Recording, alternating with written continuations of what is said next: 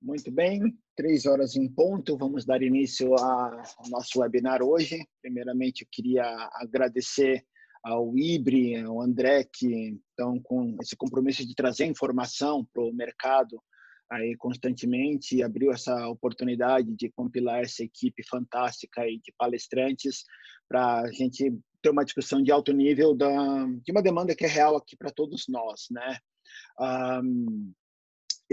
Falando um pouco de mim, eu sou o diretor da DeFin aqui no Brasil e na América Latina. Queria aproveitar a oportunidade também explicar um pouco o reposicionamento da DeFin recentemente. A gente, querendo atender mais clientes e de uma forma melhor, a gente optou por nos focarmos nos nossos produtos globais, de tal forma que os produtos locais a gente poderia buscar parceiros de peso e de ampla envergadura local para continuar atendendo bem aos clientes. Então, tanto o IRM, a parte de sites, a gente fez uma parceria com a MZ, com o PH, que eu acho que muitos de vocês já conhecem, que tem uma ampla capacidade de atender os clientes de uma forma melhor. Então, eles estão absorvendo algumas inteligências nossas até para também cada vez mais atender melhor vocês. E no produto de assembleias de cômputo de votos, a gente vai atender até julho. A partir de então, a gente está fazendo associação com uma empresa, a Precisão I, que ela absorveu nossa equipe para poder atender cada vez mais clientes com uma forma muito mais forte. Até nisso a gente fez uma associação e eles estão utilizando um produto nosso, o nosso DataRoom, para atender algumas demandas da 622, a instrução 622 que a CVM soltou recentemente, né? E até comentando disso, aproveito para comentar que a gente fez uma parceria com o Ibre para os associados terem descontos na contratação de até 30%. Então, caso vocês tenham interesse, pode entrar em contato comigo ou com o André lá ou com o pessoal do Ibre. Vocês vão ter esse acesso aí a ferramentas boas com um preço melhor. Falando um pouco do nosso webinar, a gente tem aqui os 4 palestrantes. Daqui a pouco eu vou tirar da tela de apresentação para que todos possam ver o vídeo deles. A gente vai começar com a Francesca, da Cleary Gottlieb, dos Estados Unidos, que atende várias empresas brasileiras lá nos Estados Unidos, tem uma experiência muito ampla de assembleias virtuais. Na sequência, o Guto e a Fernanda vão poder falar um pouco, uma análise do que se aplica aqui para o Brasil, né? Até o Guto tem um levantamento bem interessante que acho que vai ser legal compartilhar com todos vocês. E, por fim, a Sandra, da Login, que foi a pioneira, digamos, aí na parte de assembleias digitais e teve um super sucesso na primeira Assembleia Digital aqui no Brasil. Então, eu acho que, sem mais atrasos, eu vou passar a palavra para Francesca. Caso vocês tenham algum tema, pode me mandar uma mensagem e perguntas, por favor, pelo Q&A. Francesca.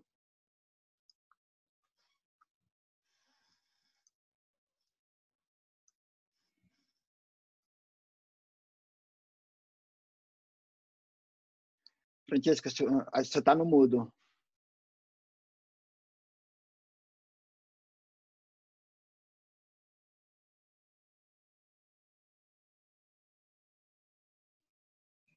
Acho que você teve que liberar. Desculpe. Boa tarde a todos. Sou Francesca Odell, sou uma sócia do Cleary Gottlieb em Nova York. Eu sou americana, então sou uma advogada americana, não brasileira. Eu vou falar em português, mas se falo algo errado ou não faz sentido, vocês podem me interromper.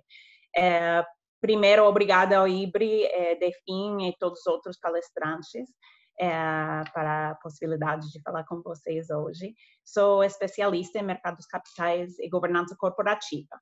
Então, pelos últimos 25 anos, tenho trabalhado com várias companhias brasileiras quando elas estão acessando os mercados internacionais e nos Estados Unidos. Quando a gente falou sobre o tópico hoje, eu achei que seria bom dar um overview geral da lei relacionada com assembleias de acionistas nos Estados Unidos, que é um pouco diferente do que a lei brasileira, mas tem algumas coisas que também são semelhantes. E depois, como a gente já teve várias das assembleias já nesse ambiente de COVID, Então, achei interessante dar alguns exemplos do que funciona bem e também dos desafios que podem acontecer.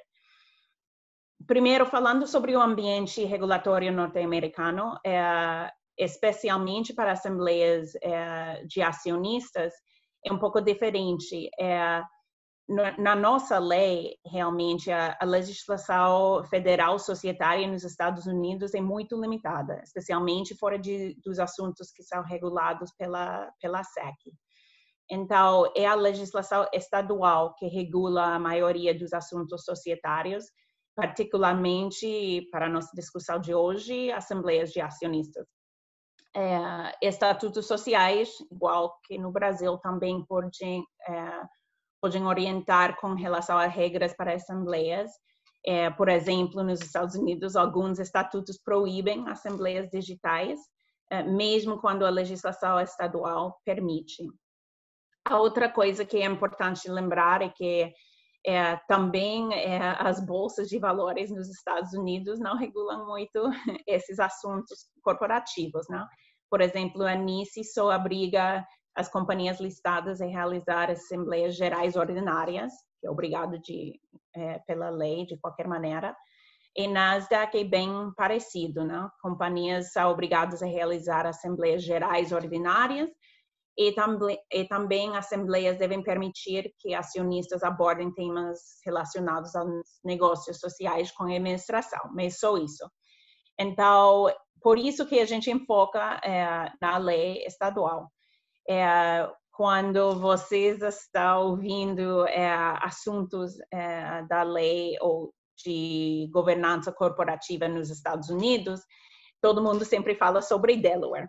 Isso é a razão pelo qual sempre usamos isso como exemplo, não? Porque como a lei federal não tem nenhuma regra sobre assembleias gerais, então é o estadual que tem todas as regras.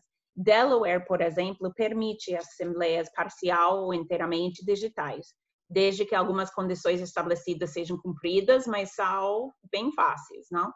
A diferença é que em Nova York, onde também tem muita companhia incorporada, a lei é diferente, não? Permite componente digital para a assembleia, o que a gente se chama híbrida, mas ainda exige que uma assembleia física seja instalada. E aí surgiu o problema, não? Faz 2 meses aqui. Essa exigência, então, está agora temporariamente suspensa por decreto do governo estadual, devido só à situação de COVID, porque não podemos ter reuniões físicas de mais de 10 pessoas, eu acho, até o 15 de maio. Então, a nossa lei aqui mudou, que está causando bastante confusão, mas também está mudando o ambiente atual. Outros exemplos tem de tudo, não? Como a gente tem tantas regras diferentes em cada estado. A Califórnia permite assembleias digitais apenas mediante aprovação prévia pelas acionistas. E, por exemplo, Georgia, onde tem bastante companhia, não? Porque a Atlanta é o base para algumas companhias grandes. A Georgia não permite qualquer assembleia digital. Então, todas essas leis que não permitiam assembleias gerais tinham que mudar durante essa época. A SEC também não regula muito as assembleias, mas sim regulam o processo, o que a gente chama o proxy process. Eu acho que é o processo similar ao do voto à distância, mas um pouco diferente aqui, porque a gente tem uma série de regras sobre como pode acontecer e os documentos que têm que ser arquivados durante o processo.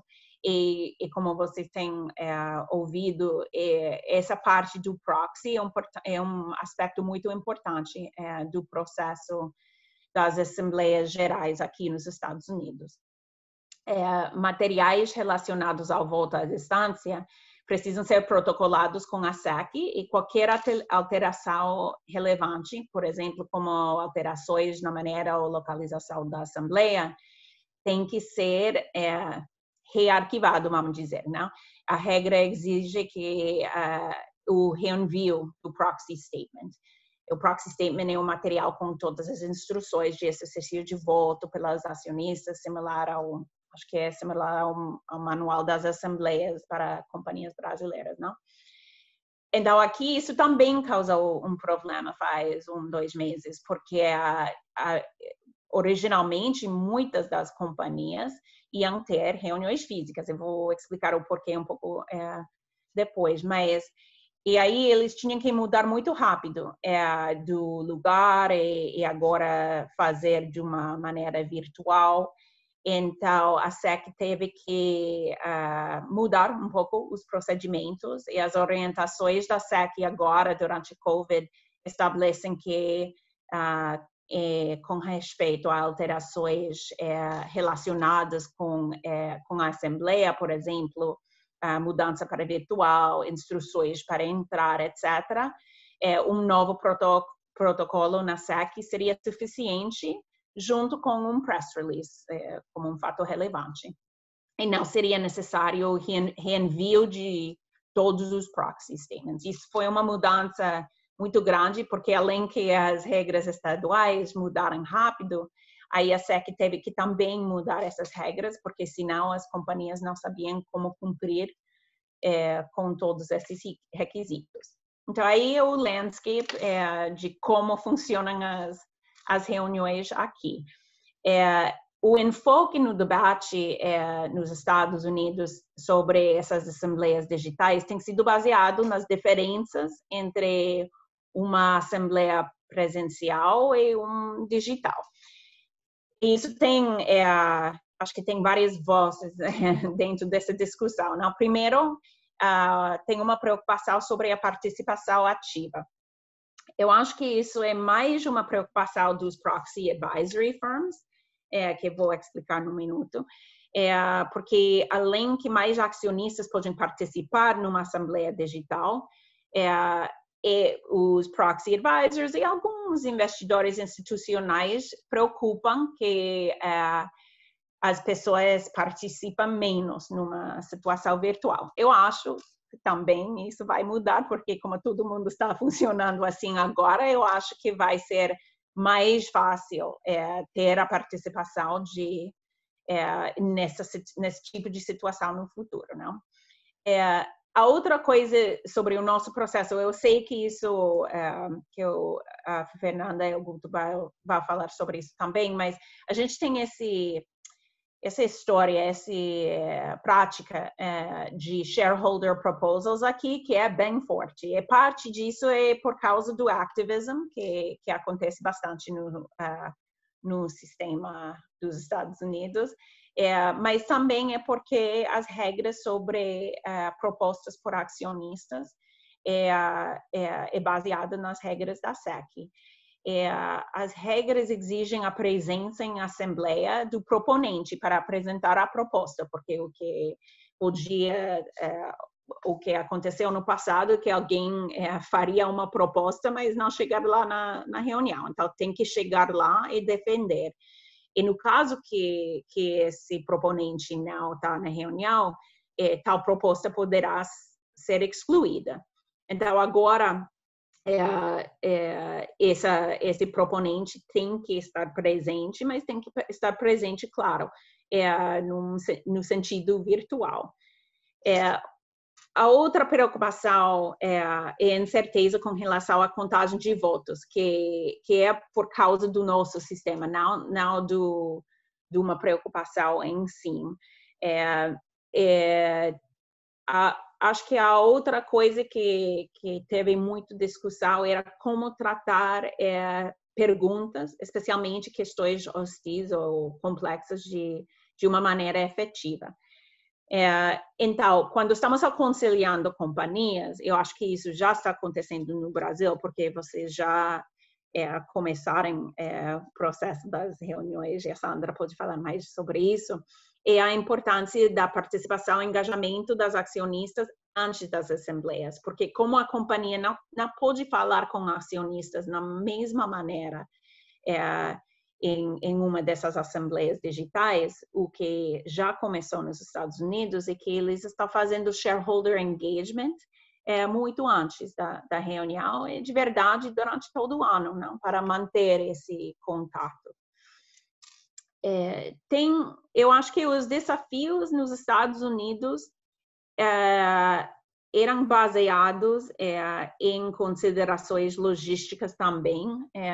Primeiro, aconteceu tudo muito rápido, e como muitas companhias não queriam mudar as datas das reuniões, elas tinham que encontrar uma infraestrutura, prestadores de serviço, etc. E naquela época, porque vamos imaginar, faz quase 2 meses, isso era muito limitado.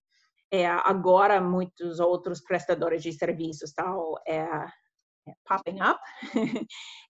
Então, acho que o problema não é tão sério, mas no começo eu acho que essa parte foi difícil. A outra coisa que é muito importante, eu acho que a experiência da Sandra deu certo nesse sentido, é ter o suporte técnico e facilitar, por exemplo, a habilidade de fazer perguntas, e ter esse tipo de bate-papo que é importante numa reunião, para toda acionista ter uma voz e habilidade de falar a sua opinião. Não vou gastar muito tempo no nosso processo de proxy card, que causou bastante problema, porque eu sei que no Brasil, eu acho que vocês têm um sistema de votar que já estava funcionando mais ou menos numa maneira efetivo para uma assembleia digital. E nos Estados Unidos não era assim, então havia um proxy card físico com um código e muitas pessoas tiraram o proxy card, então foi difícil entrar na assembleia mesmo, então causou uma série de problemas no começo, que acho que agora está funcionando muito bem. Finalmente, temos uma situação com as companhias de consultoria em proxy advisories firms, que têm bastante poder nos Estados Unidos. Se chamam ISS e Glass Lewis. De vez em quando eles publicam coisas sobre companhias brasileiras também, mas essas duas companhias e outras parecidas têm políticas de boa prática sobre governança corporativa.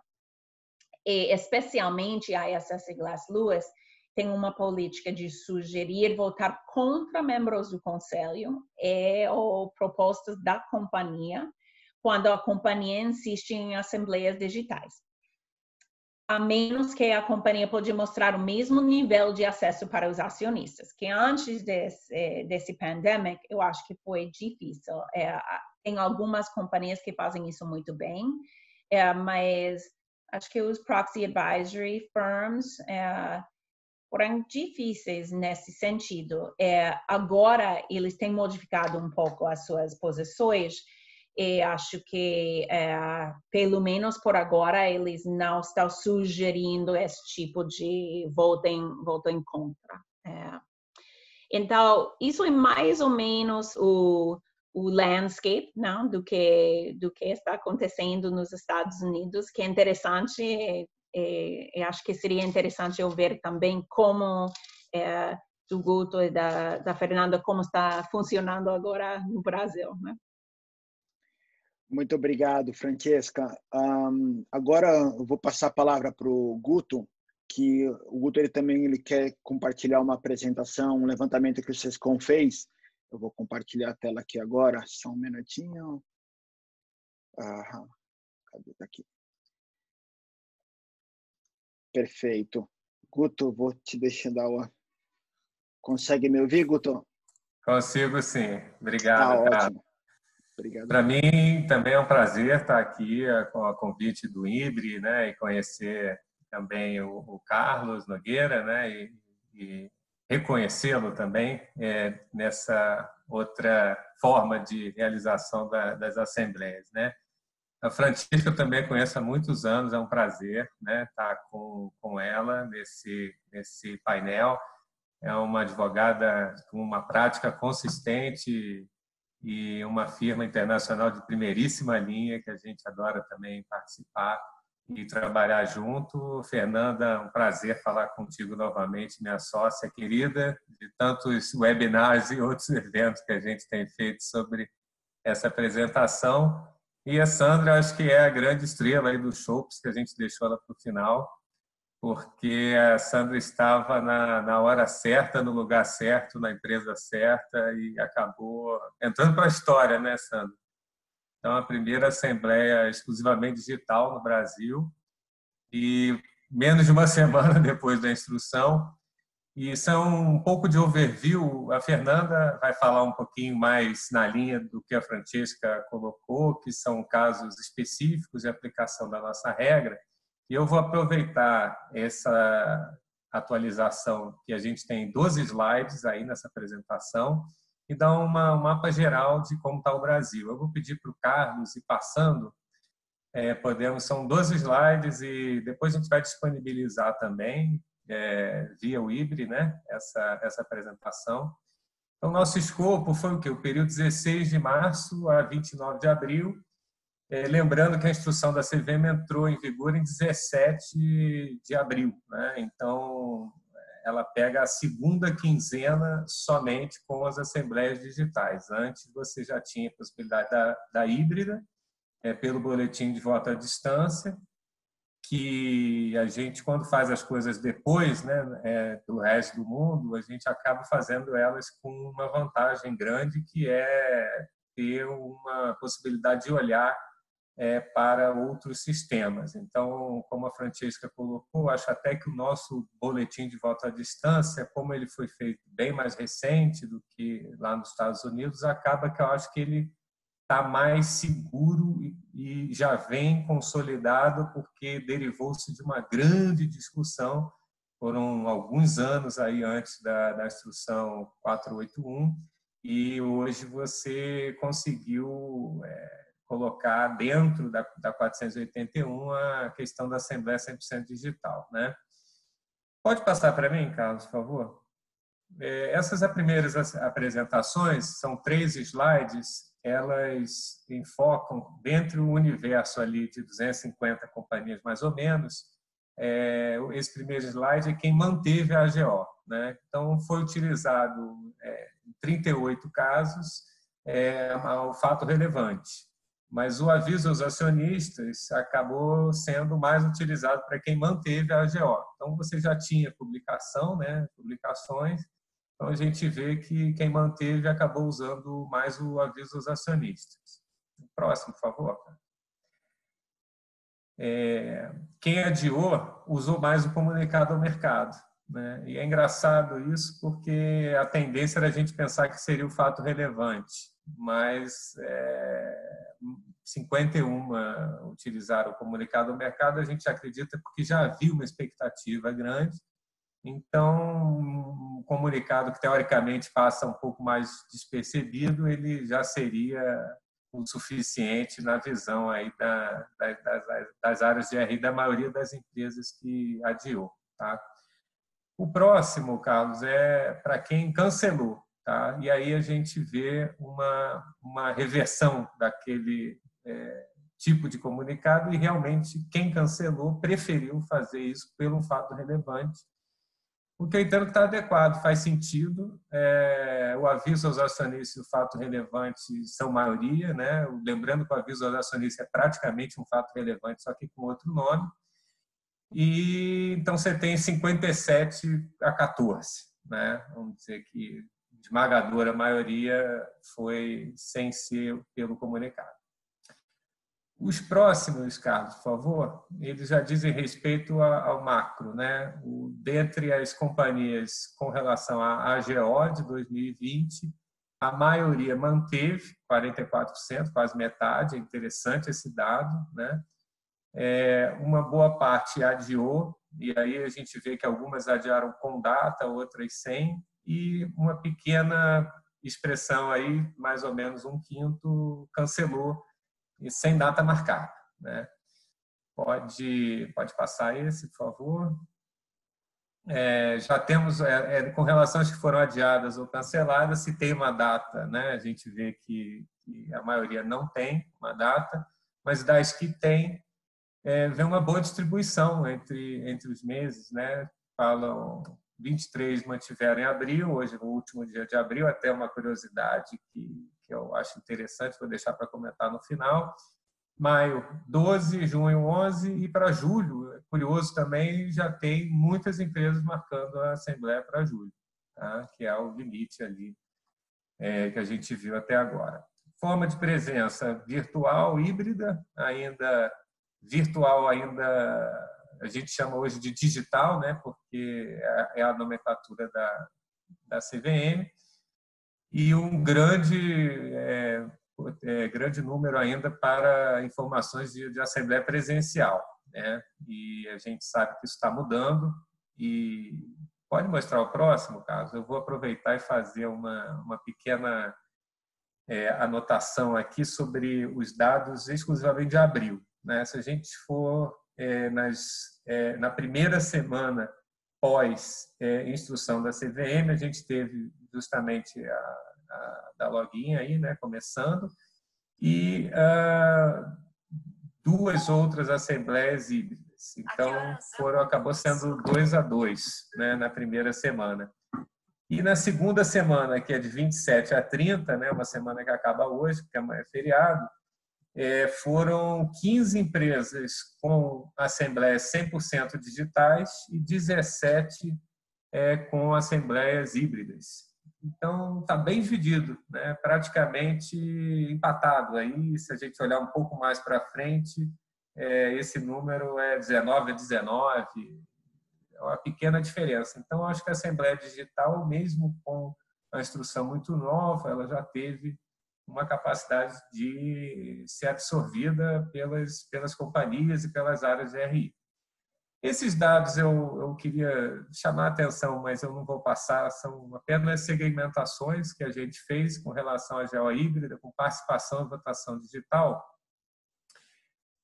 Na verdade, eu queria voltar aqui, Carlos, só para fazer um ponto interessante, que é o primeiro que aparece desse tema.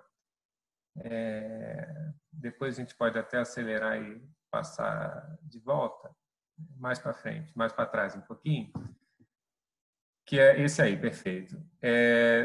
A gente vê que no início as assembleias estavam dando áudio, mas não estavam dando vídeo algumas, né? Principalmente elas com acompanhamento digital. Depois a gente vê que todas uniformemente aqui, já para o fim do mês, elas já dão vídeo também. Então, essa era uma grande questão no início do processo, se ia ter vídeo, se não ia.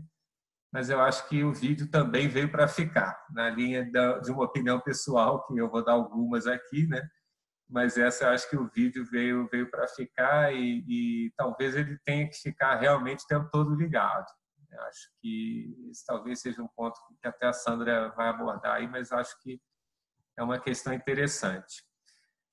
Bem, pode passar para o último, Carlos. E aí, se a gente vai disponibilizar esse material, acho que tem muito Zoom, tem muito iTeams, tem algum pouquinho de WebEx. As plataformas acho que vão entrar num funil aí para disputar esse novo tipo de encontro.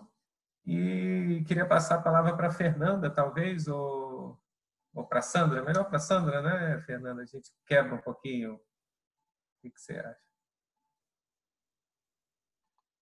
Estou ativando aqui a da Fernanda. Oi, Fernanda. Desculpa. Tô muda, não? Vocês estão me ouvindo? Não, te ouvimos. Tá. Eu acho que eu posso falar brevemente aqui do nosso panorama, como é que tá, né? Como é que essa questão veio sendo tratada e agora, tão recentemente, a gente finalmente implementou algo que já era estudado aí há 10 anos. Eu acho que vale a pena eu só traçar rapidamente esse panorama e aí a Sandra vem e complementa com o que ela tem visto aí, enfim, a experiência dela na Login. Eu posso falar um pouquinho do que eu tenho visto por aqui também. Então, na linha aí do que a Francesca comentou sobre o processo lá nos Estados Unidos, o fato é que a gente aqui no nosso ordenamento, a gente vinha também já estudando a questão da participação, né, por uma assembleia eletrônica, assembleia online, já se ouvia isso há 10 anos aqui. Então, desde 2010 vinha sendo estudada de alguma forma. Em 2011 veio a lei 12431, se não me engano, para permitir a participação à distância, alterou a lei das SA para permitir a participação à distância dos acionistas, e daí para frente a CVM se debruçou nesse processo para entender qual seria a forma mais adequada e menos onerosa para a companhia, para viabilizar esse processo pelas companhias. O fato é que as companhias tentaram usar, acho que lá atrás havia algumas ferramentas ou alguns programas, enfim, aí de assembleia online, mas que as companhias entenderam que ainda era muito oneroso há 10 anos atrás, não tinham sistemas adequados para fazer essa transição naquele momento. A CVM se debruçou e elaborou aí o boletim de voto à distância, que saiu com a instrução CVM 561 em 2015. Então, de 2011 até 2015, foram 4 anos de estudo para se chegar na melhor ferramenta que a CVM conseguiu conceber para participar e viabilizar essa participação à distância. Só que o fato é que o boletim de voto à distância, apesar de ser um instrumento, como o Guto colocou aí, que já trouxe aí uma maturidade, uma reflexão sobre outros sistemas, da forma de se colocar, ele é excelente para viabilizar a votação à distância, mas não a participação em si. Né? Então, os acionistas, o mercado sempre entendeu ali que, embora ele trouxesse essa facilidade para votação, ele esvaziava o conceito maior aí da Assembleia, que é ser um foro de debate entre acionistas, prestação de conta, ele não conseguia atender. Ainda assim, o boletim de voto à distância sofreu um processo aí de maturidade. A gente está, apesar de ter sido aí, então, entrada em vigor em 2015 com a 561, o fato é que a gente ainda está, esse ano é o 4º ano em que ele é obrigatório para todas as companhias. A gente tem percebido que ele é cada vez mais utilizado, mas a gente faz um evento até todo ano sobre assembleias gerais, né, a preparação para as assembleias, e ele ainda continua sendo a estrela do evento, com os pontos de dúvida e desafios que surgem em função dessa implementação. Porque como você antecipa o voto, mas o acionista normalmente não comparece à assembleia para participar, a assembleia dinâmica. Então, surgem desafios ali por uma mobilização, por um ativismo que ele viabiliza e facilita, porque os acionistas não precisam entrar em contato uns com os outros, basta assinalar lá a opção, por exemplo, pedido de votação em separado, instalação de conselho fiscal, mas sem se mobilizar para indicar normalmente candidatos. Então, sempre tem uma série de desafios aí no decorrer da Assembleia que ele não ajuda muito a esclarecer. Apesar disso, ou talvez por isso, o fato é que, por dados da Bolsa, a gente sabe que ele é utilizado, 98% da sua utilização ainda é por acionistas estrangeiros. Então, estamos entrando no 4º ano, ele já está mais maduro, está sendo mais utilizado, mas ainda muito por acionistas lá de fora. Então, ainda não pegou muito para a gente. O que eu tenho ouvido é que, com a experiência, né, das assembleias digitais, recentemente viabilizado, a gente tinha até pouco tempo atrás, como o Guto comentou, só a possibilidade de realização de uma assembleia híbrida. O que significa isso? Necessariamente eu tenho que ter a realização da assembleia na sede ou por motivo de força maior em outra localidade, desde que dentro do mesmo município, podendo estender ao acionista uma faculdade dele participar por sistemas eletrônicos. Talvez porque eu não conseguia acabar com o ônus, né, de ter que realizar presencialmente, as companhias não utilizavam essa previsão que estava lá na 481 até agora. Então, a forma que a companhia usava para estender a participação à distância até agora, de fato, era só pelo boletim. Hoje, né, meio que forçadamente pela situação do Covid, a CVM fez um trabalho muito rápido em conjunto com o Ministério da Economia, enfim, o Planalto, para viabilizar aí a alteração pela MP 931 e aí a instrução 622, para regulamentar esse processo e trazer um pouco de conforto para as companhias de como que esse mecanismo pode funcionar. Foram praticamente 2 semanas, né? Uma semana de audiência pública para se chegar nessa regra, com participação maciça aí do mercado, e mais uma semana para a CVM, então, filtrar esses comentários e botar de pé a norma que a gente tem hoje. A opção da CVM, ao contrário dos Estados Unidos, como a Francesca colocou, foi deixar a questão do formato, dos sistemas, bem flexíveis para a companhia conseguir adotar aquilo que ela entender que é mais adequado para a sua estrutura, para a governança, enfim, para a sua realidade. Então, a gente tem hoje parâmetros mínimos ali para que se considere que aquela assembleia é digital ou híbrida, né? Mas o fato é que os sistemas são ainda bem flexíveis. A companhia tem liberdade de adotar a forma que ela bem entender, podendo ser áudio, vídeo, só áudio. Não tem sequer essa exigência aqui para a gente. Talvez também por conta disso, o que eu venho percebendo é que as companhias têm feito a reflexão ali entre, bom, eu vou adiar a minha assembleia e aí correr o risco de deixar alguma instabilidade no mercado por deixar as minhas contas não aprovadas, enfim, a administração ali sem a quitação. Eu faço presencial correndo o risco de reunir muitas pessoas e aí um problema sanitário, ou eu encaro de frente o problema aqui dos sistemas e vamos ver o que acontece. Então, eu acho que muitas das companhias que eu tenho acompanhado, clientes nossos, têm feito essa opção pelo digital com um certo receio, mas sopesando aí entre os prejuízos, riscos e vantagens de cada estrutura, e tem adotado mais pelo desconforto de adiar uma assembleia do que pela opção pelo eletrônico hoje. Ainda há receio que eu vejo normalmente aqui de preocupação dos clientes, justamente, e se cair o sistema, e se não funcionar, e a responsabilidade, como é que fica? Mas está todo mundo muito empenhado, eu vejo fazendo muitos testes, tendo redundância, enfim, para assegurar que o processo seja viabilizado da melhor forma possível. E aí eu vou deixar até a Sandra comentar um pouquinho da experiência deles, mas acho que a gente tem visto aqui a questão do áudio e vídeo, por exemplo, né? Como você não tem também a imposição da CVM, como é feito o processo para assegurar a autenticidade da participação, dos votos, o vídeo tem sido feito para você olhar e identificar, ver quem é que está ali, e fazer uma asseguração mínima com os documentos de identificação. Então, as companhias têm exigido, mais do que facultado, têm exigido a manutenção do vídeo ligado ao longo de toda a assembleia. Os registros de gravação, acho que o Guto depois quer comentar também, ainda estão em discussão para a gente, né? É um assunto que tem dado muito debate, eu não sei, talvez mais filosófico do que do ponto de vista prático, porque já é uma questão, né? A gente hoje já tem a possibilidade de gravação. Antigamente eram aqueles gravadores, né? Se você quisesse fazer algum tipo de gravação, era evidente.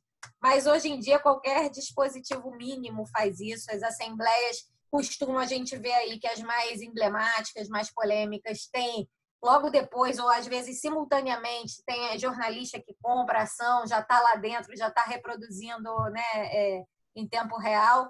Então, é um ponto que tem manifestação para todo lado. Acho que o Guto quer comentar depois um pouquinho sobre isso. Mas esses são basicamente os desafios que eu vejo hoje. Os sistemas ainda são, a gente está em 2020, eu acho que esse processo vai se acelerar, né? Acho que a gente vai conseguir, tem muito pouco tempo, plataformas aí que façam full compliance com a 622. O Carlos talvez queira comentar um pouco também.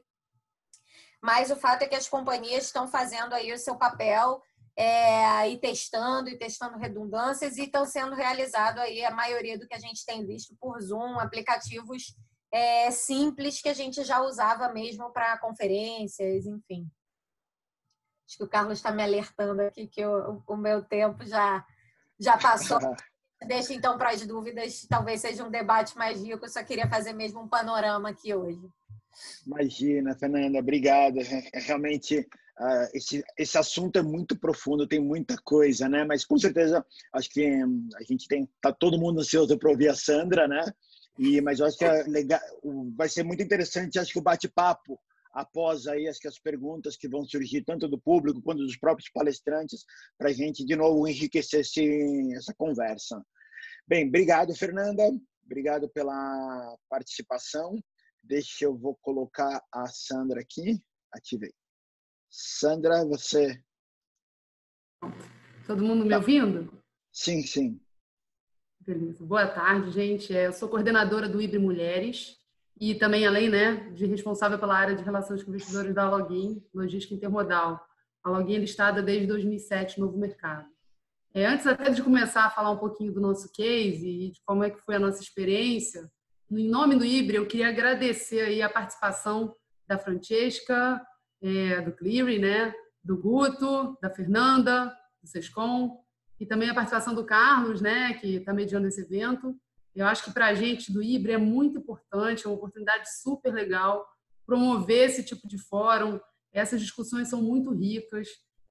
A gente acha muito importante ter os RIs engajados e alinhados, principalmente nesse momento tão incerto, né, que a gente está vivendo.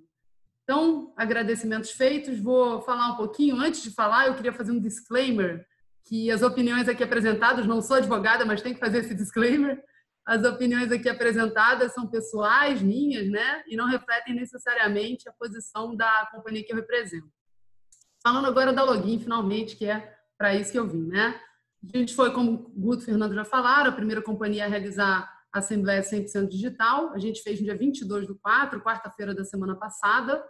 E vou dividir pelo menos essa apresentação em alguns itens que eu achei interessantes de serem compartilhados. Primeiro, falando da cronologia dos eventos, tá? Foi tudo muito dinâmico, né? Como a gente sabe. Sendo no dia 22 de abril, a gente teve um mês antes para fazer o edital de convocação, ou seja, no início da pandemia, dia 23 de março, e a gente precisava, de alguma forma, tomar algum tipo de decisão sobre o que a gente faria. Só que não existia nem a deliberação, né, no Ministério da Economia e muito menos o poder da CVM de fazer algum tipo de flexibilização. Então, a gente soltou o edital de convocação com proposta de administração, com boletim de voto à distância e, ao mesmo tempo, a gente fez um aviso a acionistas falando que a administração, em meio à pandemia, está analisando algumas estratégias e realmente deixando claro que a companhia ainda não sabia o rumo que ia tomar, se ela manteria, se ela cancelaria ou se ela adiaria, e que ela esperaria as próximas semanas serem desenvolvidas para tomar uma decisão que fosse, obviamente, primeiro, segura, que é o nosso principal valor, né, a segurança, e segundo, que protegesse também os direitos dos acionistas. E aí, no dia 30 de março, surgiu, né, MP 931, flexibilizando e dando para a CVM alguns poderes, eu não sei se é o termo técnico para se usar, mas, enfim, dando à CVM essa flexibilidade no sentido de permitir que a Assembleia pudesse ser feita de uma maneira híbrida, mas com ainda não definindo como seria feito, né, passando para a CVM essa bola. E aí a gente fez, no dia 13 de abril, um aviso aos acionistas comentando que a gente faria uma AGO mista, informando que a gente faria através da plataforma Zoom, porque até então essa era a permissão que a gente tinha dentro da lei, tanto da lei quanto das instruções da CVM, a 481, a própria 561. E aí a gente fez no dia 13, né, dos acionistas, e no dia e a gente se planejou totalmente para fazer essa assembleia híbrida, e no dia 17 de abril, foi uma sexta-feira à noite, se eu não me engano, lá pelas 7h30 da noite, onde estava tudo resolvido e encaminhado, saiu, né, a INCVM 622, dando realmente o poder às companhias de fazerem 100% digital. E aí, no final de semana, a gente se organizou, decidiu e definiu, e no dia 20, antes de abrir o mercado, que era uma segunda-feira, a gente soltou o fato relevante informando que a gente ia fazer uma assembleia 100% digital.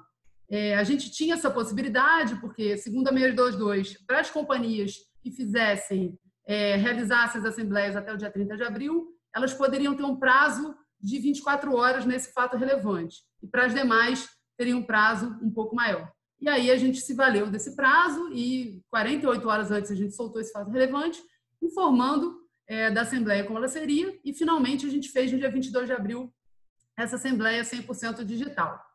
Ok, mas como é que foi essa decisão de fazer essa Assembleia 100% digital? Como eu tinha falado, a gente teve 3 estágios, né? O primeiro meu Deus, o que a gente vai fazer? Não tem nada definido, é importante a gente se preparar, mas a segurança é a prioridade da companhia e para a companhia e para os acionistas, né? Aí surgiu o MP. A gente falou, por que não? Por que a gente vai adiar? A gente tem um compromisso com os acionistas, a gente precisa garantir a transparência, um momento de incerteza para o mundo. Então, assim, a gente quer realmente estar próximo dos acionistas e, dado que a MP está permitindo algum tipo de flexibilização, por que não, né? Precisamos ser tempestivos, ter acessibilidade e vamos fazer. E aí surgiu, finalmente, o terceiro estágio, que foi a 100% digital, né, no dia 17 de abril. Ok, mas em termos de fatores críticos de sucesso, o que a gente achou assim, relevante e fundamental para esse negócio ter dado certo? E eu estou falando aqui 9 dias depois da nossa realização, né? 9 não, 8, que hoje é quinta-feira. Primeiro, o fator assim, número 1 era a gente tinha que reproduzir na Assembleia Digital o que seria uma Assembleia presencial. Era o nosso dever para os acionistas, porque assim, na dúvida, como seria a presencial? Então, vamos reproduzir integralmente o digital como se fosse um presencial. Segundo ponto, que para mim foi um fator crítico de sucesso, foi a interação e o trabalho realmente de equipe entre 3 times. E realmente, se um dos 3 tivesse falhado, não teria dado certo. O time de RI, o time do jurídico e o time de tecnologia. Ou seja, TI, RI e jurídico estavam juntos desde o momento inicial em que se abordou a necessidade da gente fazer uma Assembleia Digital. E o terceiro ponto que eu diria que era um fator crítico também de sucesso foi a quantidade de simulações que a gente fez e a quantidade de cenários que a gente desenvolveu para poder refletir nessa Assembleia Digital, que era nova para todo mundo, mas exatamente o que a gente tinha encontrado na presencial. Ok, mas por que a gente escolheu a ferramenta Zoom? Essa foi a nossa ferramenta escolhida. E como é que a gente escolheu? Como é que foi o passo a passo dessa seleção?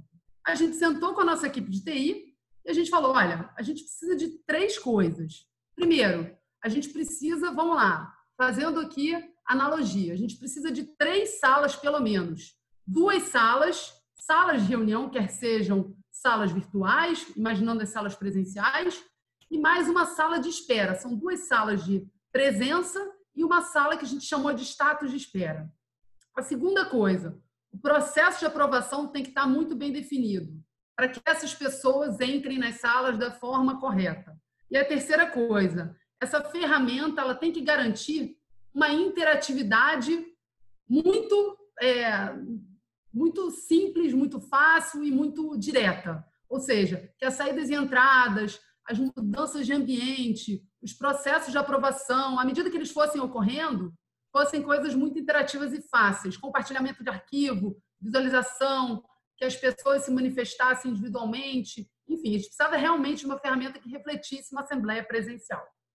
E aí, nossa equipe de TI mostrou para a gente, né, mostrou para a companhia, para o jurídico e para a gente, que a ferramenta mais adequada, de acordo com o que a gente tinha encomendado, lembrando que segurança a gente nem falava porque é nosso primeiro valor, então, assim, era ponto pacífico. Obviamente, segurança era o essencial. Eles estudaram lá naquela empresa Gartner, acredito que vocês conheçam, e a Gartner colocava num quadrante, em termos de eficiência, de operacionalização e de viabilização, 3 empresas com as ferramentas mais adequadas. O Webex, o Teams e o Zoom. Os 3 estavam no mesmo quadrante. Então, a gente teve 3 finalistas. A gente descobriu, e aí eles passaram para a gente, que um outro ponto de ter escolhido o Zoom foi que eles chamam de nuvem robusta. Eles aguentam muitos usuários. Vocês devem saber que a Zoom, em um mês, em menos de um mês, na verdade, ela mudou de 10 para 200 milhões de usuários. Então, realmente, não era uma ferramenta pequena, né? Era uma ferramenta com capacidade bastante robusta. Em termos de segurança da informação, como eu comentei, que para a gente era ponto pacífico, era fundamental, mesmo com os problemas que o Zoom tinha enfrentado, a nossa equipe de TI colocou 2 pontos. Um é que os problemas que o Zoom tinha enfrentado eram muito mais problemas de mau uso da ferramenta, das pessoas que programaram a ferramenta, ou seja, da área de TI que usou a ferramenta, não conseguiu fazer da melhor forma, em termos de segurança das pessoas que estavam entrando, em termos de uso de senha, em termos de flexibilização ou não de alguns itens. E segundo, dizendo que Zoom, eles foram muito, muito, muito eficientes e rápidos quando eles tiveram problemas de segurança. Mesmo com problemas grandes, eles foram muito rápidos no atendimento. Outra coisa é a questão da facilidade de utilização. Outro item foi a questão de preço. Ele era mais barato que o Webex, por exemplo. Outra coisa que a gente pensou, e aí a TI colocou bem, é a questão da mobilidade. O que é a mobilidade que eles chamam? É ela funcionar bem no notebook, no celular, no desktop, enfim, qualquer tipo de ferramenta de uma forma muito fácil.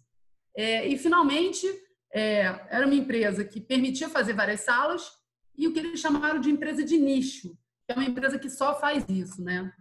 E essa foi a nossa decisão. Mas como é que foi esse cerimonial, né? Como que a gente fez? Primeiro, a gente quase que desenhou como é a tradicional e como deveria ser refletida na digital. A tradicional, vamos imaginar eu sou o acionista da companhia. Eu chego lá ao prédio, eu como acionista, chego à recepção da sede da companhia e falo, gente, estou indo para Login participar da reunião de acionistas, e aí me ligam para Login e colocam essa pessoa para subir, né? No nosso caso, a gente subir 6 andares, e o acionista, ou seja, passando isso para o digital, o acionista ou representante, o que é isso em termos de analogia? Ele se inscreve por e-mail e recebe a confirmação com os dados do Zoom para ele se conectar. Vamos lá, segunda fase. A entrada do acionista no andar da sede da companhia. Cheguei na recepção da Login. Como é que é? Olha, ele vai entrar, mas aí, primeiro eu vou ter 2 áreas. O RI da Login, que vai analisar se ele é acionista, ver o extrato e analisar todos os outros itens que comprovam, né, ele como acionista, e o jurídico vai confirmar se os documentos, a documentação que a gente já tinha recebido previamente, se essa documentação faz sentido e se essa pessoa é essa pessoa. Tudo bem, muito bonito, mas como é que eu passo isso para o digital? A gente criou uma sala de espera no Zoom, assim como fila indiana mesmo, onde cada pessoa vai entrando e aí essa pessoa entra nessa sala e vai encontrar 2 vídeos. Fábio, do nosso RI, e a Cristal, do nosso jurídico, pedindo, por favor, como é seu nome, me mostra a sua identidade. A pessoa tinha que mostrar a identidade ali. Eu sou eu. A gente fazia tanto no e-mail, quando a pessoa pedia para se inscrever, quanto no momento da inscrição, quando ela entrava na sala, a gente fazia aquele disclaimer dizendo, olha, é importante você manter o seu vídeo ligado, é importante você estar aqui sempre presente do início ao fim, se você quiser participar e votar, é importante que você mantenha seu vídeo ligado, nós só utilizaremos suas imagens e vídeo para fins internos da companhia. A informação não vai ser divulgada. E aí, ou seja, a pessoa entra, mostra o cara crachá e é transferido para uma outra sala, uma sala que, por exemplo, como todo mundo está agora assistindo a essa conversa. E aí, finalmente, o acionista, né, entra na sala de realização da GO, na sala física de realização da GO. Como é que é isso? O acionista é transferido, a nossa equipe de TI faz essa transferência física da sala de espera para a sala principal da companhia, onde todos os outros acionistas já estão conectados. Tá? Esse foi o by the book, como a gente fez para esse processo acontecer. Em termos de resultados, eu acho que em termos de adesão, para a gente foi muito bom. A gente teve uma adesão até dentro do esperado, mas a gente teve um quórum muito maior do que na última AGO. Apesar da companhia ter cerca de 20 mil acionistas, em termos de participação, a participação ela era muito pouco ativa. A gente teve esse ano, por exemplo, versus o ano passado, em termos de quantidade de fundos e pessoas físicas acionistas da companhia, um aumento de 713%. E em termos de volume, né, no nosso quórum, né, em volume de ações, a gente teve um aumento de 16% de adesão. Agora eu vou falar um pouquinho de vantagens. Eu acho que todo mundo já sabe que a AGO Digital tem diversos pontos positivos, tanto para o acionista quanto para a companhia. Em termos de acessibilidade, o acionista não tem custo de deslocamento, ou seja, o acionista pode estar em qualquer lugar do mundo e participar, e certamente, nas assembleias do passado, certamente, eu posso afirmar, certamente muitos acionistas não participam ou não participavam porque não iam se deslocar para uma reunião que duraria curta duração ou que a pessoa estivesse no norte ou no sul do Brasil, não incorreriam em custos de transporte, deslocamento e acomodação, né? Segundo, em termos de custos, falando em custos para a companhia não precisa mobilizar um espaço físico, não precisa mobilizar uma infraestrutura de água, café, comida, essas coisas. E, além disso, a documentação é enviada de forma digital, é ágil, o custo é menor, você não precisa receber uma documentação em papel, ler, comprovar, e está faltando isso daqui, devolve, manda de novo. É claro que a gente sabe que isso já existia, essa flexibilidade prévia, mas dessa vez, com a CVM 622, a gente teve uma flexibilização muito maior em termos de prazos, em termos de tempo para você analisar a informação e responder ao acionista. E, finalmente, intempestividade, né? A informação é precisa, na hora certa, o cara está votando, está entendendo, a ata aprovada rapidamente, é claro que a ata aprovada em todas as assembleias, a ata é lida para todo mundo, mas no nosso caso, como a gente colocou a ata ali para todo mundo ler online, é muito mais fácil do que uma pessoa, numa assembleia, lendo como a ata vai ficar. Então, eu acho que transformou a assembleia numa forma muito mais viável, simples, direta, de se estar próximo, de prestar contas aos nossos acionistas. E tem uma pergunta que alguém me fez, eu não lembro quando, falando assim, olhando para o futuro, vocês considerariam esse formato como válido para novas assembleias? Acho que eu não preciso nem dizer, né? A opinião da Sandra e certamente da companhia. A gente vê com muito bons olhos, né, esse formato para novas assembleias. Eu acho que só tem pontos positivos, tem riscos, é claro, de conexão, mas se você conseguir mitigar esses riscos, como riscos existem também durante uma assembleia presencial, riscos de problema da pessoa perder o horário ou problema da pessoa não conseguir entrar e chegar, da mesma forma que a pessoa pode não conseguir se conectar, ela não conseguiu pegar o táxi para chegar a tempo da assembleia. Então, acho que são riscos mensuráveis e mitigáveis. Então, assim, de forma geral, eu vejo muito positivamente e acho que, mais do que tudo, abre um precedente enorme para não só a CVM e outros órgãos reguladores, mas para as companhias flexibilizarem muitas formas de relacionamento com os investidores e com a comunidade do mercado de capitais em geral. Basicamente é isso. Eu acho que a gente pode abrir para perguntas, né, Carlos? Isso, Sandra. Puxa, muito obrigado. Acho que todo mundo gostou muito dessa colaboração. E realmente, aquilo que você falou, acho que é uma nova realidade aí. Até eu recebi uma pergunta aqui no Q&A, se a apresentação que o Guto disponibilizou vai estar, tanto a gravação desse webinar quanto a apresentação vão estar disponíveis no site do IBRE. Então, mais para frente eu vou repassar a gravação para o pessoal do IBRE e eles poderão aí disponibilizar para vocês.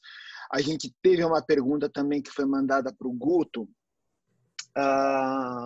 O compartilhamento da gravação integral é obrigação ou é vedada pela regra da CVM?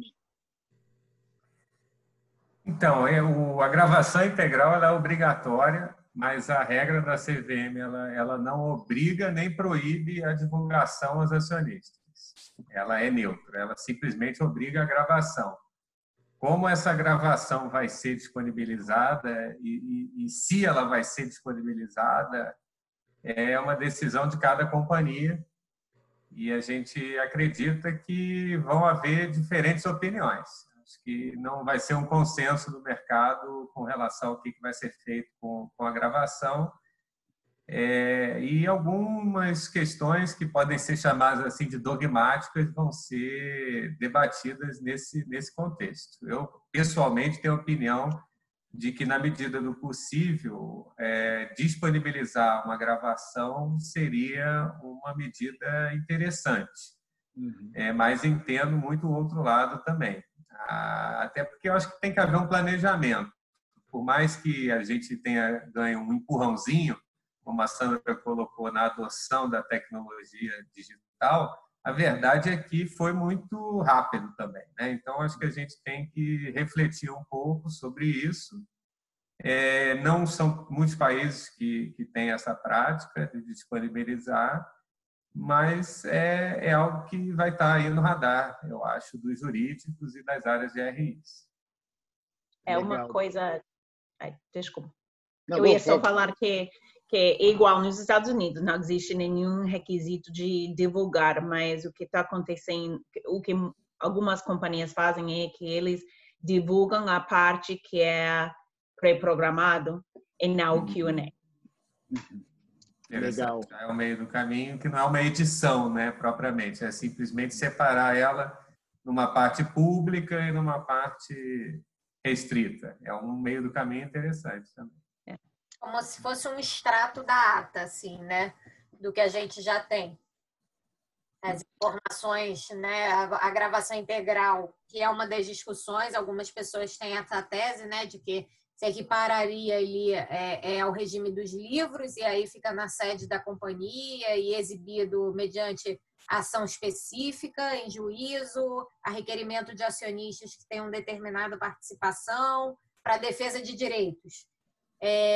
Mas esse é um ponto interessante, acho que eu já ouvi o Guto comentar sobre isso também, e essa edição talvez se equiparasse aqui a um extrato da ata, né? Que é aquilo que vai ser disponibilizado ao público e que reflete ali aquilo que foi reduzido a termo e foi dado publicamente conhecimento.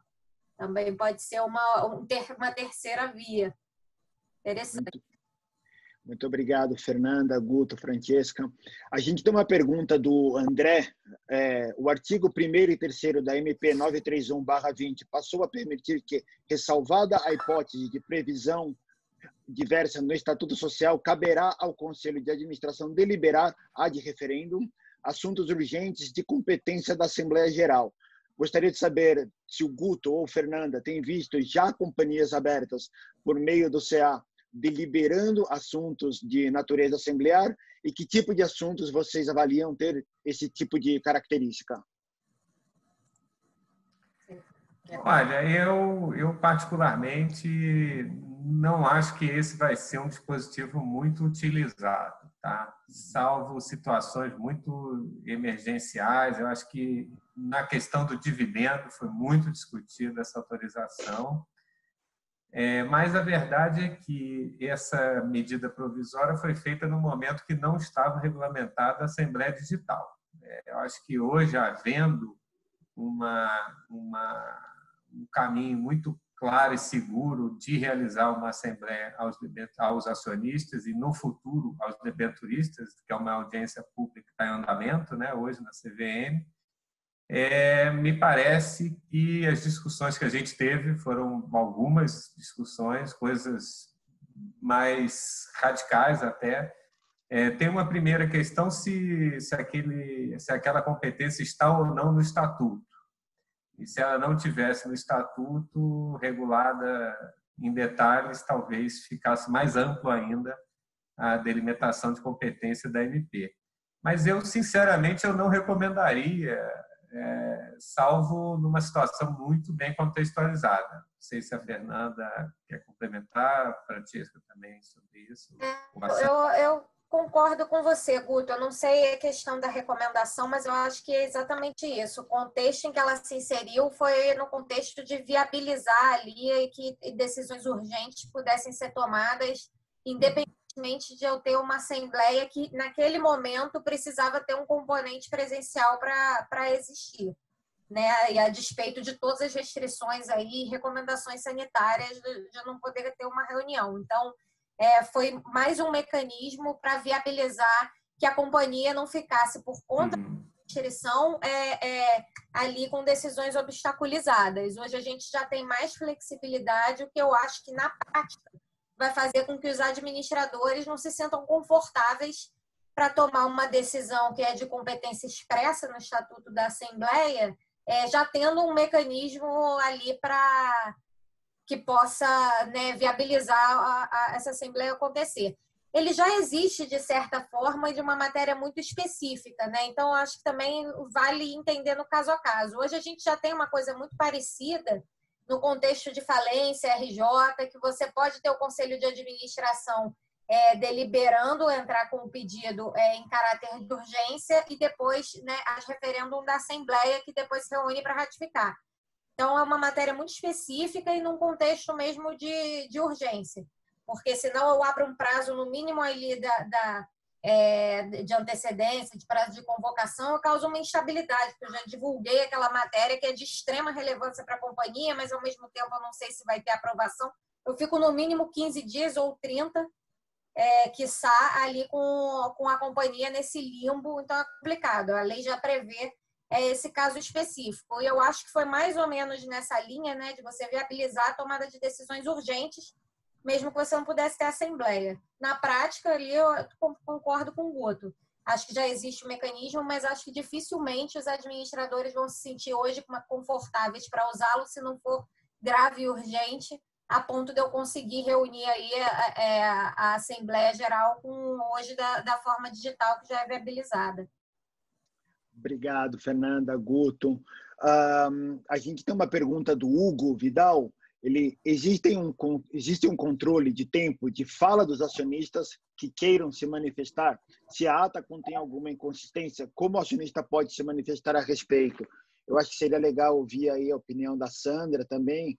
Eu escutei que teve alguns casos interessantes nos Estados Unidos, da reunião da Microsoft, que tinha 10 segundos. Eu acho que a Francesca também pode contribuir um pouco. Só assim, a gente está um pouco além do nosso tempo, mas eu acho que a discussão está muito boa e rica, que eu vou seguir um pouquinho mais, aí depois, os que não puderem ficar, a gente disponibiliza o vídeo. Mas, Sandra, Francesca... Vamos lá, vou responder rapidinho. Hugo, qual foi o nosso objetivo? Lembrando que, sempre, na dúvida, a gente reflete o que seria na presencial. Como o quórum da nossa Assembleia normalmente não é um quórum de milhares de pessoas, e dado que a gente conseguia enxergar todas as pessoas que estivessem participando, e dado também que a gente tinha criado artifícios, algumas opções de moderação, caso a pessoa faltasse com respeito ou a pessoa extrapolasse algum tipo de regra em termos de educação, até isso a gente planejou, a gente deixava a pessoa se manifestar durante, ao longo da reunião, obviamente no momento da leitura da ata, inclusive alguns acionistas se manifestaram e representantes, no que diz respeito a entenderem melhor alguns itens que estavam lá sendo redigidos. Mas o que a gente fez? No final... Acho que a Sandra travou. Eu acho que deu algum problema na conexão. Sandra, você está aí? Deixa eu ativar. Estou aqui. Agora, deu uma travada, desculpa. Se puder repetir. Não aconteceu isso na nossa Assembleia, ainda bem. Na mesma conexão, com o mesmo A gente fez 1000 simulações, mas vamos lá. Só para concluir a pergunta do Hugo. A gente deixou os acionistas se manifestarem. Obviamente, todo mundo estava em mudo no momento de se manifestar. A pessoa com vídeo teria que se manifestar, teve a oportunidade de se manifestar. E durante a leitura da ata, a gente plotou aqui, como o Guto colocou a apresentação dele aqui, a gente colocou a ata, além da gente ler, a gente deixou a ata disponível para as pessoas lerem. Obviamente, não era uma ata extensa, né? Era uma AGO, então foi bem tranquilo. A gente deixou a ata pronta para as pessoas lerem e, quando as pessoas achavam interessantes ou interessante, elas se manifestavam pedindo alguma alteração ou algum tipo de esclarecimento. Então, não houve controle de tempo, porque a gente não sentiu necessidade, tá? Legal. Francesca, você quer falar um pouco também desse tema? Nos Estados Unidos não existe uma regra fixa, não, de tempo ou da habilidade da companhia de limitar o tempo. Então, tem alguns exemplos que saíram de limitações que estão na imprensa, não? Acho que o mais importante do ponto de vista da companhia é ter alguma regra que é clara e que as acionistas sabem antes da reunião. Não? Isso é a primeira coisa. E também fazer algo em que eles podem sentir que já podem fazer perguntas. Tem algumas companhias que também pedem perguntas para antes, e acho que isso recebe comentários, não, porque ninguém sabe como vai ir a discussão dentro da reunião. Então, acho que é uma mistura de approaches aqui, mas o mais importante é ter esse direito ou habilidade, pelo menos, de fazer perguntas e de não ter que fazê-lo antes, sem saber como vai ir a discussão. Legal. Eu queria até esticar um pouquinho mais essa pergunta, que eu queria ouvir um pouco do Guto e da Fernanda, um pouco o que eles acham, um pouco o que eles pensam que cada empresa deveria fazer. Eu não sei, deixa para vocês aí a pergunta, opinião dos advogados. Eu vou aproveitar esse tempo para responder as outras duas que apareceram ali, e aí, Fernanda, pode me complementar no que eu acho. Até tem uma que eu acho que é muito para você, Fernanda, que é a questão do livro digital, como que deve ser reconhecida a presença do acionista que participa remotamente, qual que é o impacto na questão do livro. Eu acho que a gente deveria, eu gosto muito do que a Sandra disse com relação a criar um princípio, né, de que como a gente faria isso no ambiente presencial. E isso é muito mais do que uma resposta. Isso é um princípio que a gente pode se socorrer sempre que possível. E dentro desse princípio de mimetizar o presencial, a gente tem o princípio do bom senso, né? Não adianta a gente achar que dizer 30 segundos para cada acionista, que isso vai resolver. Isso não vai resolver. A gente muitas vezes acha que as regras vão resolver as coisas, mas o que vai resolver é um convívio social e um bom senso de parte a parte. É bom a gente ter o mecanismo de poder retirar a pessoa da sala digital. Eu acho que é menos truculento do que retirar alguém de um ambiente presencial, né? E a gente já viu isso acontecer, não é? De pessoas terem que ser retiradas. Enfim, eu acho que a gente tentar resolver no bom senso é uma maneira muito inteligente. Ver que as pessoas estão saindo do foco, serem chamadas ao foco. Nesse papel tem o presidente da Assembleia e acho que também tem o profissional de RI e, em último caso, o advogado e o operador de TI, né, que nessas vezes vai fazer um papel de segurança também. Então, me parece que o bom senso deveria ser, mas acho que tem alguma coisa por escrito avisando quais são as consequências de desrespeito, seja a questão de senso comum mesmo, né? Questão até palavreado, né? Que as pessoas não são obrigadas a escutar qualquer coisa dos outros, né? Então, isso é importante. E a questão da manifestação de voto, lembrando que a instrução da CVM já resolveu esse problema quando torna pública toda e qualquer manifestação. Então, não existe assim um prejuízo pelo fato do acionista não ter conseguido falar tudo que ele quer. Se ele quiser se manifestar de forma completa, integral, ele faça uma manifestação de voto e essa manifestação é recebida pela mesa, igual o sistema presencial, e vai ser arquivada na CVM e vai ser analisada do mesmo jeito. Então, não há que se falar em prejuízo de manifestação se o acionista não tiver a fala completa ou todo o tempo que ele acha correto. Acho que a Sandra quer completar, né, Sandra, com alguma coisa. Não, desculpa, é que eu não conseguia tirar do mudo sozinha. Estranho, só para desculpa. complementar o que o Guto falou, imagina, só para complementar o que o Guto falou, a gente inclusive fez algumas simulações em situações possíveis, né, que graças a Deus não aconteceram, de repente um acionista desrespeitar pessoalmente, profissionalmente, enfim, intervir de uma forma não adequada, como que a gente faria isso? E a gente falou, vamos refletir, como seria na presencial, no limite extremo, chamar esse acionista para um canto, tirá-lo da sala, da presença oficial formal dele na AGO e conversar com essa pessoa, né, pessoalmente, falando, olha, vamos voltar, você está pegando pesado, beleza. O que a gente fez? A gente simulou também algumas situações das pessoas serem educadamente levadas para a primeira sala.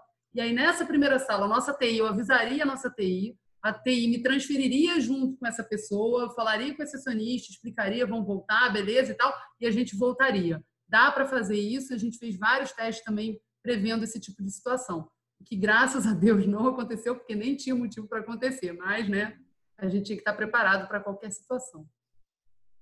Legal, obrigado, Sandra, Guto.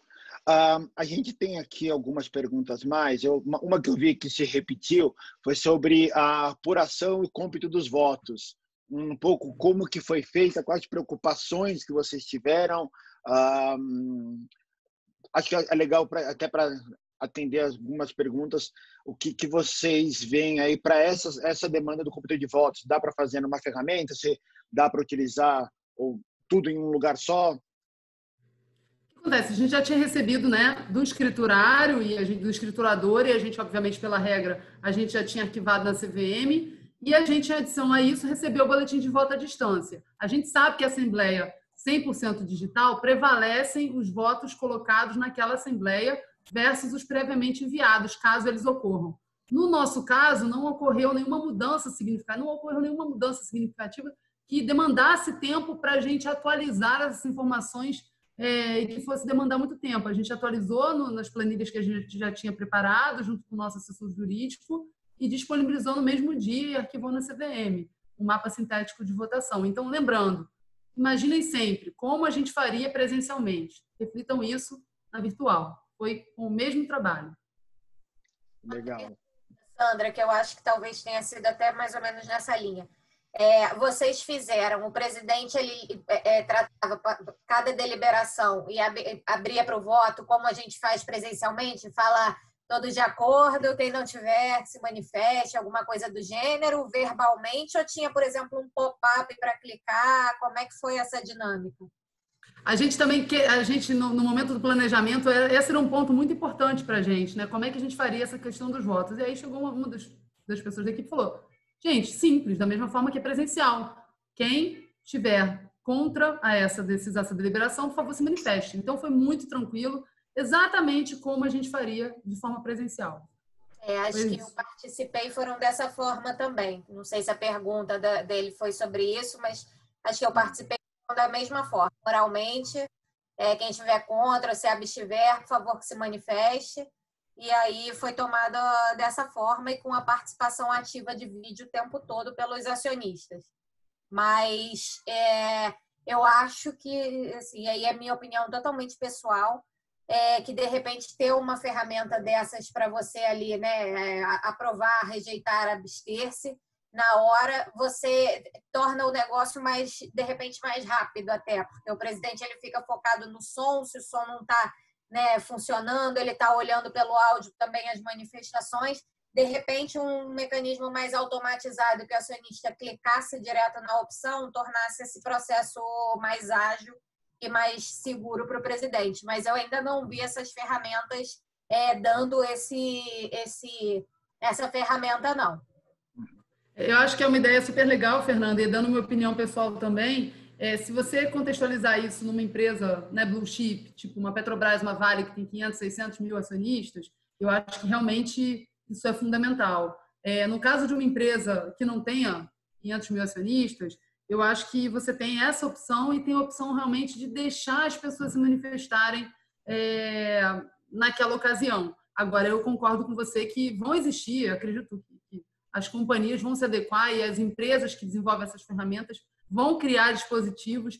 O Zoom tem um tipo de pool para a gente votar e tudo mais, mas ainda era uma ferramenta que a gente não estava se sentindo muito seguro quanto à utilização. Então, a gente falou, vamos manter a tradicional igualzinha, os acionistas já estão acostumados a trabalhar dessa forma, vamos realmente refletir o que aconteceria de forma presencial.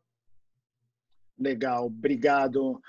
Como a gente já está bem estourado, eu acho que eu vou fazer só mais 2 perguntas e as que a gente não conseguir responder, depois eu acho que eu passo para os panelistas, aí eles podem responder por e-mail, aí o pessoal do IBRE repassa, tá ok? Tem uma pergunta que a Sandra até respondeu aqui por escrito, sobre a parte da auditoria do processo. Acho que é uma pergunta que é bem importante, que acho que todo mundo se preocupa, se está validado pelos auditores. Você pode aprofundar bem brevemente, aí eu acho que se a Francesca, a Fernanda ou o Guto quiserem falar um pouco também, acho que seria legal. Acho que foi tranquilo. Pela 6404, a gente tem a obrigatoriedade da presença física, né? Numa assembleia tradicional, da presença física dos auditores independentes, um membro da auditoria independente. A nossa auditoria que faz o trabalho na Login atualmente, a Deloitte. A gente informou, da mesma forma que os acionistas, a gente informou o nosso sócio que trabalha diretamente na conta e colocou a participação dele igual a todos. Tinha lá um disclaimer que ele era da Deloitte e as pessoas sabiam, e a gente, obviamente, durante a leitura do cerimonial, a gente informou a presença dele e ele, obviamente, estava como presente à Assembleia durante o tempo todo, com vídeo e áudio. Guto, Fernanda, Francesca, vocês gostariam de agregar alguma coisa? Ok. Acho que não. Legal. A última pergunta que eu acho que é bem abrangente, do meu colega Henrique, ele gostaria de saber quais são os maiores riscos que vocês veem na realização de uma assembleia seja 100% digital ou híbrido? Acho que é uma coisa para fechar um pouco aí essa nossa conversa. Seria legal destacar assim, quais são os maiores riscos na opinião de cada um. Vamos começar acho que com a Sandra, que está mais aqui, está começando. Desculpa, deixa eu só entender. Os riscos com relação ao quê? Quais são os riscos principais, na sua opinião, para uma assembleia, seja híbrida ou virtual? Se você fosse falar, olha, primeira coisa que eu vou me preocupar seria essa. Quais seriam as... Segurança da informação. Principal, segurança da informação. Segundo, capacidade. São aspectos técnicos mesmo, sabe? Eu acho que os principais riscos são riscos técnicos. Existem 2 pessoas que precisam estar com conexões redundantes, que precisam ter seus dispositivos preparados, com 3, 4 redundâncias se necessário, que são o presidente e o secretário da reunião, porque eles precisam começar a iniciar e encerrar a assembleia. Então, essas 2 pessoas estão com seus dispositivos conectados, preparados, treinados. A utilização da ferramenta também tem que estar realmente muito no sangue de todo mundo. Então, são, acho que, os principais riscos. Risco de segurança da informação e de conexão, de você saber quem são as pessoas que estão entrando. Quando eu falo de segurança, não é só a segurança de cair a conexão, mas sim das pessoas que estão entrando, do processo de aprovação das pessoas, as salas que a gente vai realizar, o processo de aprovação para as pessoas participarem da Assembleia. A gente tem que garantir que essas pessoas sejam as pessoas que estejam dentro dos documentos, ou seja, desde acionistas até representantes dos acionistas. Isso acho que são os principais riscos. Legal. Guto, você gostaria de falar um pouco? Quer a Francesca falar? Começar? A Francesca está... Eu estou seguindo a ordem da minha tela aqui. Eu estou ladies first aqui.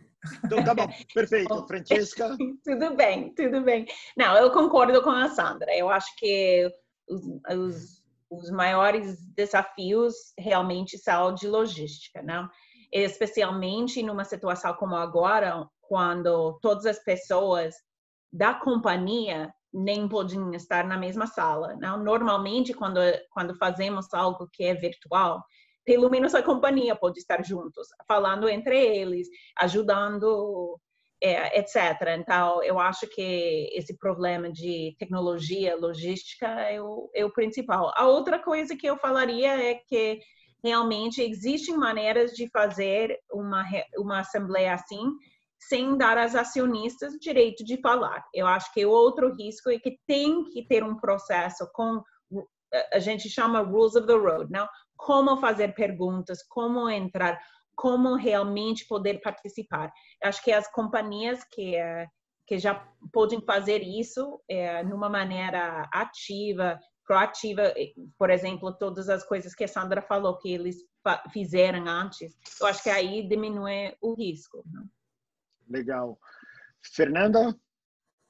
Não concordo, acho que dos que eu tenho conversado com os clientes e a gente consegue se preparar. O maior risco e preocupação é sempre a infraestrutura, a capacidade, se vai suportar ou não, mas eu acho que também tem tido, como eu falei, um esforço grande aí nesse gerenciamento de risco, de fazer várias simulações, testes e pensar em situações. Então, acho que esse é a principal preocupação mesmo. No mais, eu só agregaria um profissional ali, o presidente à mesa e a pessoa que efetivamente computa os votos para passar. Normalmente tem controlador, mas você tem outras situações aí, não de AGO, mas GOE, de alteração de estatuto, enfim, que é importante essa pessoa estar ali juntinho com o secretário e presidente para passar efetivamente o cenário, até porque ele precisa constar da ata. No mais... eu acho que vai ser um aprendizado mesmo. Em pouco tempo, a gente já está superando esses desafios e achando a melhor coisa do mundo. Legal. Guto? Além do que já foi dito, eu talvez só uma preocupação, assim, que a nossa lei, ela tem pegando um gancho com algumas perguntas aí que vieram sobre a votação em separado, a nossa legislação, ela às vezes é meio complexa na questão da eleição de administradores, né? Então, a gente, dentro do ambiente físico, parece que era mais fácil separar as salas de votação em separado e de voto múltiplo. Mas acho que a tecnologia vai resolver isso Hoje a gente não tem assim um sistema feito para isso, mas me parece que é uma questão de tempo que tenha uma solução mais integral e que esses processos possam ser conduzidos de votação para administradores que são menos binários, né? Você tem uma questão do voto múltiplo com votação em separado, eu acho que é uma questão mais complexa e a logística do sistema digital deveria facilitar esses processos. Uma última consideração, a questão do ambiente gravado e transmitido. Parece que a gravação clandestina e a possível adulteração ou descontextualização de frases e transcrições pode ser um risco para a companhia. Até porque a gente vive um momento, né, de fake news, de pós-verdade, todas essas questões elas têm vários desdobramentos, né?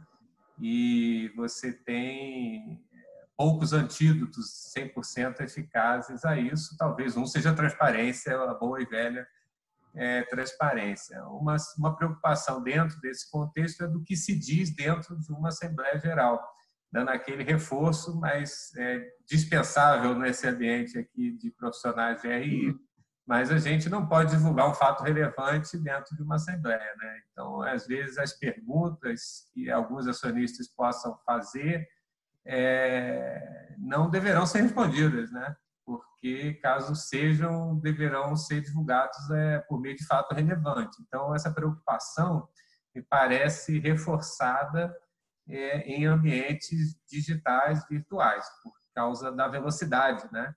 Então, se há alguma coisa nova, ainda que informa, né, como a CVM diz, né, não basta o dado ser novo. Muitas vezes a forma de apresentação do dado seria realmente se preocupar para que tivesse tudo disponibilizado lá no sistema CVM, B3, o ENET, previamente ou simultaneamente à Assembleia. Beleza, obrigado a todos, realmente. Francesca, Fernanda, Guto, Sandra, foi, acho que um papo muito enriquecedor. Uma coisa que eu queria destacar a todos é que essa é a primeira de algumas apresentações que a gente está combinando junto com o IBRE para trazer cada vez mais experiência nesse momento transformador aí.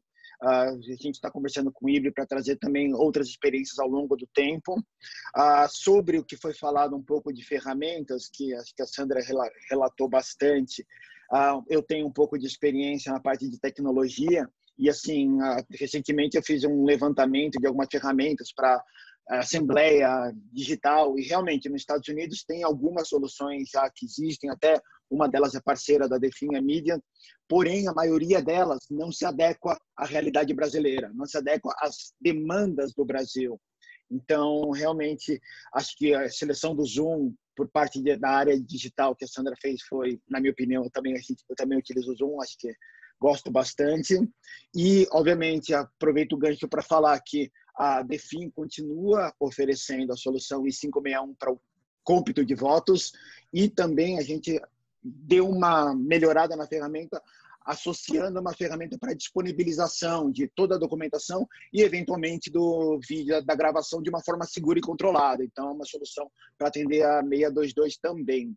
E, obviamente, como eu comentei no início, a gente fez um acordo com o IBRE, que os associados do IBRE vão ter um desconto aí de até 30% na contratação do nosso serviço. Então, caso tenha interesse, podem entrar em contato comigo, ou então pede meu contato para o pessoal do IBRE, que a gente vai ter o maior prazer em ajudar vocês.